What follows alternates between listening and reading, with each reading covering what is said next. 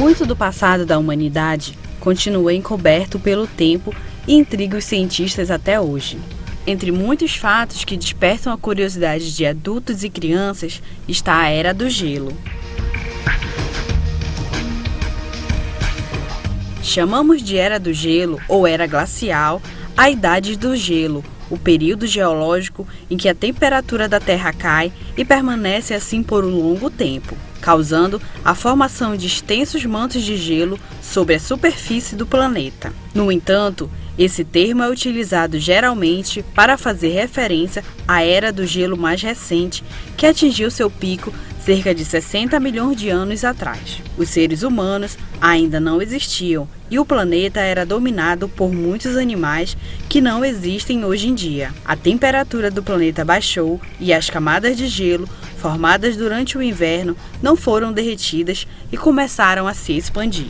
O período da glaciação pode durar milhões de anos, por isso, boa parte dos animais e vegetais desapareceram, pois não resistiram à falta de luz solar e ao frio. Os animais que conseguiram sobreviver a essas eras foram os mais adaptados ao frio, com grande camada de gordura, e que conseguiram imigrar para locais onde a temperatura não era extremamente baixa. O ancestral do ser humano, chamado de Homem de Cro-Magnon, viveu na última Era do Gelo e conviveu com animais hoje extintos, como os mamutes. É dito que algumas espécies de plantas e animais só sobreviveram graças à ação do nosso ancestral.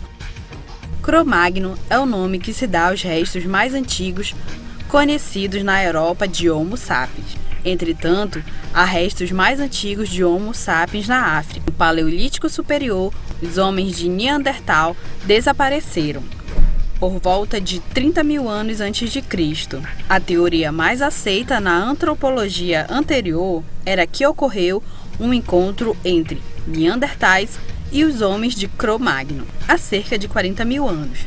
Eles teriam entrado em um conflito que durou cerca de 10 mil anos. Por fim, acarretou o extermínio do homem neandertal. No entanto, estudos recentes usando DNA antigo e após a sequenciação do genoma do neandertal mostraram a permanência de variantes genéticas semelhantes ao neandertal em populações atuais de europeus e asiáticos, sugerindo que teria havido cruzamento de Cro-Magnon com neandertais a certa altura após se encontrarem. Os principais fósseis foram encontrados na França e na Espanha, mas também existem sítios arqueológicos em outras partes da Europa, Oriente Médio e do norte da África, donde se supõe que tenham tido origem, embora a origem asiática não seja descartada. De acordo com os fósseis, eram homens altos entre 1,80 e 2 metros de altura. Distribuíram-se por toda a Europa, fundamentando, de uma certa maneira, os primeiros alicerces da civilização. Como seus anteriores, os Cro-Magnon moravam em cavernas, mas são notáveis seus progressos culturais. Os utensílios, instrumentos e armas já apresentavam um acabamento razoável. Fabricavam o arpão, o anzol e acabaram inventando a agulha de osso, que lhes serviu para costurar suas roupas feitas de pele de animais. Deviam comer seus alimentos cozidos, pois foram encontrados nas cavernas inúmeros vestígios de fogões rústicos.